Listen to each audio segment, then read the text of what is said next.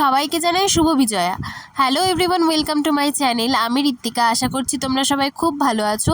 আমিও ভালোই আছি, কিন্তু একটু ঠান্ডা লেগে গেছে। আমি আর মা মিলে রেডি হয়ে বেরিয়ে পড়েছি কিন্তু ফুটবল মাঠে যাওয়ার উদ্দেশ্যে, কারণ মা দুর্গা মাকে বরণ করবে বলে সারাদিন না খেয়ে একটু তাড়াতাড়ি যেতে চেয়েছিলাম, কিন্তু ওই কাজ ছিল বাড়িতে, কিছু কাজ সারতে না দেরি হয়ে গেছিলো।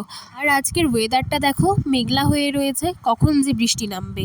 তারপরে আমি আর মা মিলে যাই ফুটবল মাঠে। এসে দেখি বাপরে বাপ ভিড়, সেই কত দূর লাইন চলে গেছে। এই দেখে মা বলল যে মেঘের অবস্থাও খুব একটা ভালো নেই, তার থেকে বরং কিছুক্ষণ পরেই আসি। এই করতে করতেই বৃষ্টিও চলে এলো। বৃষ্টি শেষ হলেই আমরা চলে যাই দাদুর বাড়িতে। দাদুর বাড়িতে গিয়ে মায়ের বরণ দেখে নিচ্ছিলাম।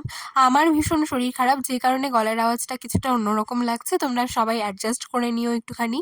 প্রথমেই তো বরণ করে নিচ্ছিল দিদা। দিদা ভীষণ সুন্দরভাবে বরণ করে, যেরকমভাবে মেয়েকে আদর করে ঠিক মাকেও সেরকমভাবেই কিন্তু আদর করে। এখানে মামি নাচানাচি করছিল। মামির এত এনার্জি সেটা বলে বোঝানো যাবে না। একবার নাচ শুরু করলে থামানো ভীষণ মুশকিল। আমাকে ছবি এবং ভিডিও করে দেওয়ার মতন মানুষ তো সেরম ছিল না, যদিও আমি মায়ের ভিডিও এবং ছবি করে দিয়েছি। এইদিকে ধুনুচি নাচও দেখে ফেললাম। আর আমার অবস্থা দেখো, গালে কি ছিল আর কি হয়ে গেল। মানে আমার জিজু, দিদি, বৌদি সবাই মিলে লাগিয়ে দিয়েছে সিঁদুর। প্রত্যেক বছরই দাদুর বাড়ি পুজোতে আসি। এর আগের বছর শুধু আসিনি, না হলে তোমাদের সাথে শেয়ার করতে পারতাম। আমরা এখন যাচ্ছি ভাসানির দিকে। সত্যি ভীষণ মন খারাপ লাগে। এই পুজোর যে অপেক্ষাটা সেটা ভীষণ মজার, পুজো আসলেই যে চলে যায় সেটাই ভীষণ কষ্টের।